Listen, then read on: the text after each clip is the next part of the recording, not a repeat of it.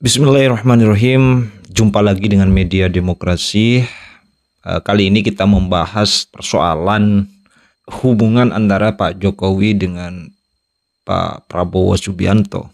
Ya, beberapa hari kemarin ya sempat dihebohkan dengan petisi yang sudah dilayangkan oleh purnawirawan TNI.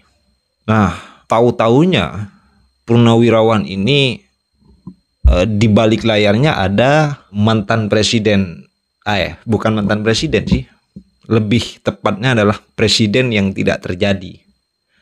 Bukan tidak terjadi, tapi presiden yang tidak dipilih oleh rakyat, yaitu Bapak Anies Baswedan atau anak Abah. Ya, kita ketahui bersama di samping ini fotonya Anies Baswedan beserta purnawirawan TNI yang menyuarakan bahwa harus dimakzulkan Wakil Presiden Gibran Rakabuming Raka. Tentu ini adalah sebuah mimpi seorang purnawirawan yang sangat ketinggian. Rasa-rasanya tidak mungkin sih. Kata Pak Surya Paloh, tidak ada skandal. Ngapain harus diganti? Terus kalau diganti, gantinya siapa? Apakah juga akan lebih baik daripada Gibran? Tentu nggak ada jaminan dong bahwa pengganti dari Gibran itu akan lebih baik. Dan bingungnya saya ini, ngapain sih Anies Baswedan masih ngurus-ngurus ini? Katanya nggak mau ngurus, katanya sudah nggak mau ikut-ikut, tapi ada di balik layar petisi tanda tangan purnawirawan TNI yang tidak ada kerjaan ini dan mengurusi wakil presiden, karena mungkin sampai sekarang sakit hatinya masih belum hilang ya. Oke, saya rasa demikian. Mari kita simak video berikut ini. Sendiri, Presiden Megawati punya gaya sendiri, Presiden Prabowo punya gaya sendiri.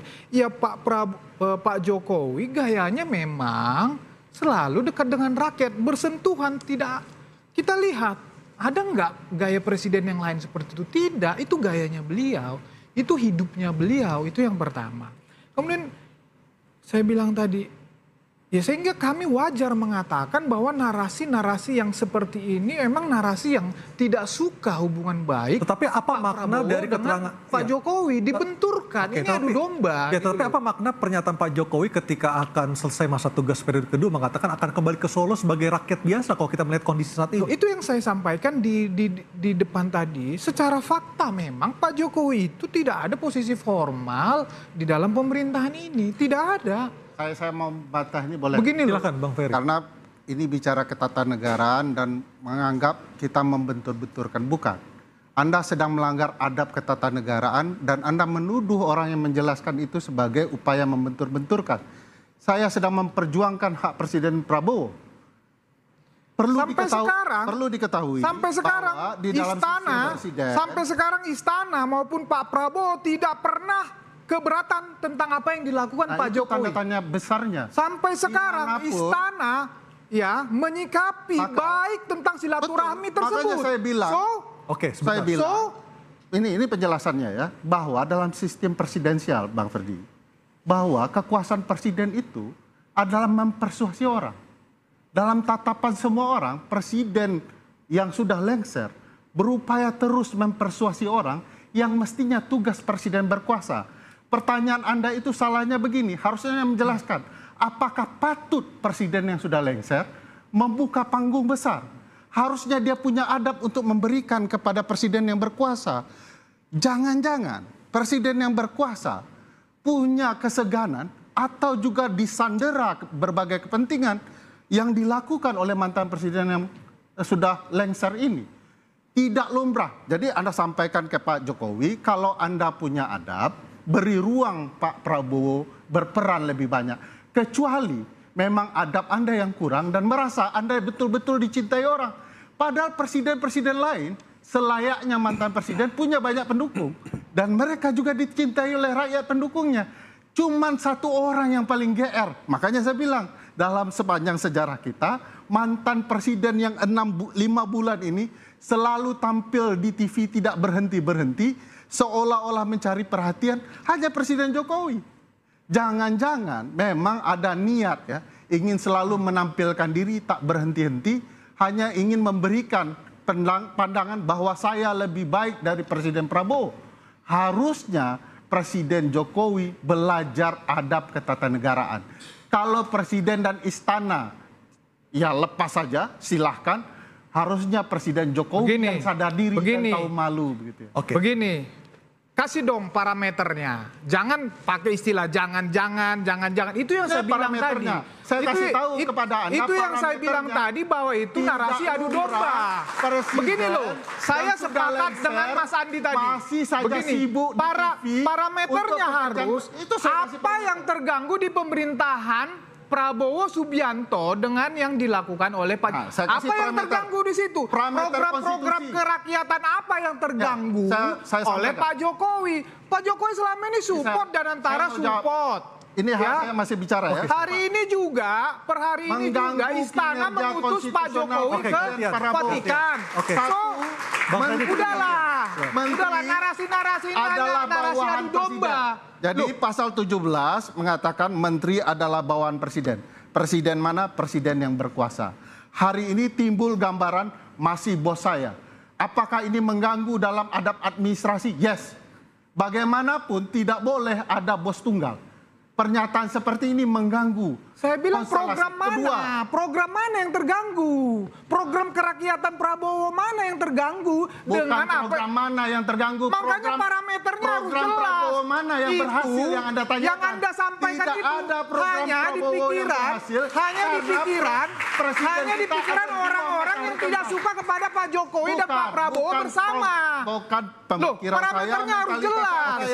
Parameternya harus jelas. Anda membiarkan ini terjadi. Gitu loh. Saya kira mengapa muncul analisis Ferry Amsari yang mengatakan bahwa apa urgensinya Jokowi terhadap negara? Kenapa masih banyak menteri-menterinya Pak Prabowo datang ke rumah Pak Jokowi? Saya rasa Pak Jokowi sudah mengambil langkah yang tepat ya. Karena beliau seperti yang sudah dijanjikan akan balik ke Solo dan hari ini sudah dibuktikan oleh beliau. Kalaupun ada masyarakat yang ingin mengunjungi beliau, masa mau ditolak? Toh itu bukan keinginan seorang Jokowi untuk mengundang masyarakat datang ke rumahnya, kan tidak. Tapi masyarakat sendiri yang memang berbondong-bondong datang ke rumah Pak Jokowi. Ada yang dari luar Jawa. Ada yang jauh-jauh dari Bali, Jawa Timur, Jakarta, Jawa Barat dan sebagainya, banyak lah. Dan itu bukan kemauan Pak Jokowi, bukan suruhan Pak Jokowi, tapi memang dari lubuk hati yang paling dalam untuk bertemu dengan Pak Jokowi. Masa Pak Jokowi mau menolak?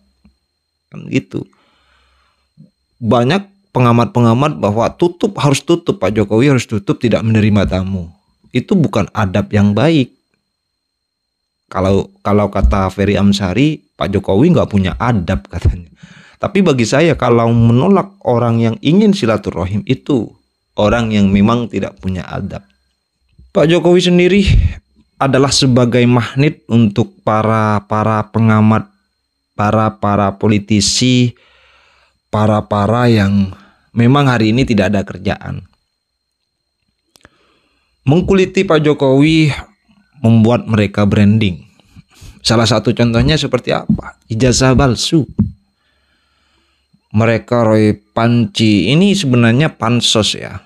Pansos terhadap nama dari seorang Pak Jokowi. Pansos. Kalau mereka tidak menghujat Pak Jokowi, namanya juga akan tenggelam. Kalau mereka ini tidak naik kepada nama Pak Jokowi, mereka tentu akan tenggelam. Sehingga mereka memilih untuk menghujat terus-terusan Pak Jokowi. Karena mereka tahu semakin Pak Jokowi ini dihujat, maka namanya juga akan menjadi pemberitaan di publik. Ya salah satu cara Pancirismun inilah ya, mereka hanya panjat sosial terhadap nama dari Pak Jokowi itu sendiri. Saya rasa demikian. Silahkan kalau memang